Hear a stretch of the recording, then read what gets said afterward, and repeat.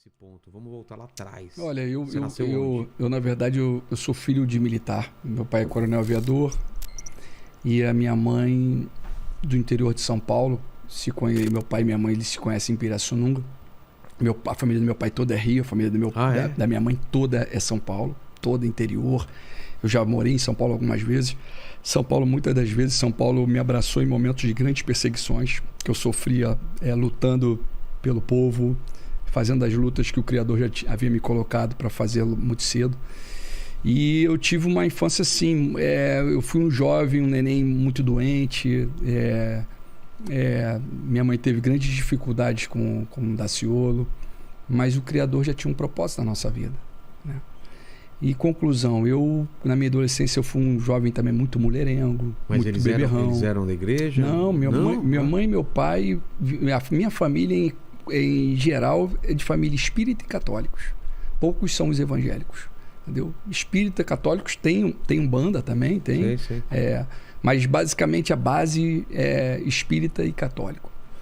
E em determinado momento eu tive um encontro com Jesus, sabe, meu irmão? Porque o inimigo separou minha casa, separou minha família. Você tinha quantos anos? Eu estava com 12 anos, ali quando ele separa. E nós somos em 8. Então ficava 4 com o pai, 4 com a mãe e revezava. Entendeu? E os irmãos todos muito unidos, sabe, meu irmão? Vocês tem uma unidade muito grande para honra e glória do Senhor Jesus. Né? Conclusão, em determinado momento, minha mãe no interior de São Paulo, meu pai no Rio, estávamos separados, e minha mãe ela começa a frequentar a igreja evangélica. E aquilo isso foi em 1997.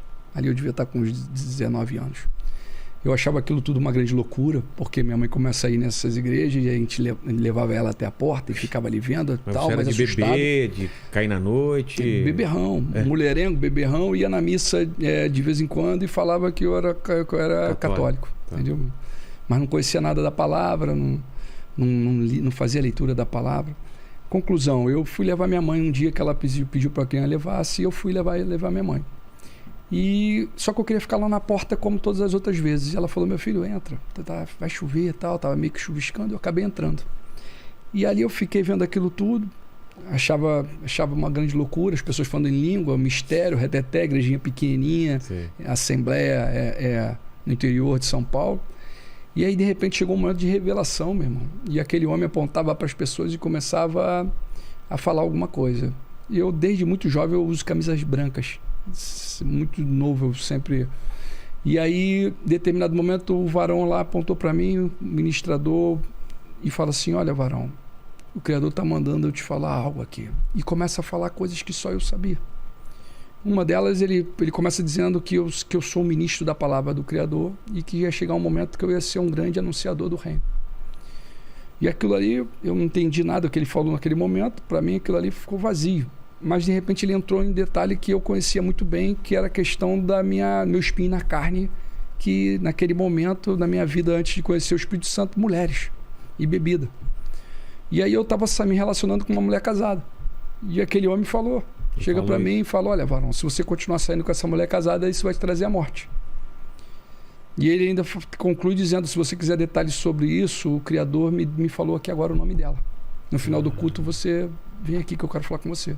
Só que eu nem esperei acabar, eu saí daquela igreja assustado. Assustado, né? Eu falei, meu Deus, isso? Aquilo ali mexeu comigo. Nossa. E eu saí dali, mas eu fiz ainda mais. Eu saí da cidade na mesma semana. Na mesma semana, meu pai na época tinha passado, hoje meu pai é procurador federal, ele havia passado nessa prova e ele estava em Macapá. Eu liguei pro meu pai e falei: pai, eu preciso ficar com o senhor um tempo. Meu pai falou: vem, meu filho. E aí de medo? E eu estava preocupado, aquilo ali me assustou, me impactou. Ainda mais quando foi dito: olha, se você continuar saindo com essa pessoa, isso vai trazer a morte. Isso me trouxe, entrou temor em mim. Só que esse temor foi passageiro, porque eu fiquei ainda mais 7 anos mulherengo e beberrão. Até que em 2004 eu tive um verdadeiro encontro com Jesus. Beberrão me deu uma diarreia muito intensa. E passei um mês indo para o hospital, entrou no segundo mês aquilo lá. E de repente eu me lembrei daquele varão que havia falado que o Criador tinha um propósito na minha vida. E eu parei, eu me lembro que foi à noite na praia, eu falei: olha, se tem mesmo um propósito na minha vida, então me cura que eu quero te servir. me cura e me dá força, porque eu sou carne, eu não consigo parar com isso. Mas aquilo estava te trazendo tristeza. Eu abri meu coração para que me transformasse. Eu sei que quando eu falei isso, no outro dia eu não fui no banheiro e depois eu estava normal, eu estava bom, estava curado. E aí, a partir daquele momento, meu irmão, nunca mais bebi. Nunca mais? E procurei uma varoa para ser a minha varoa.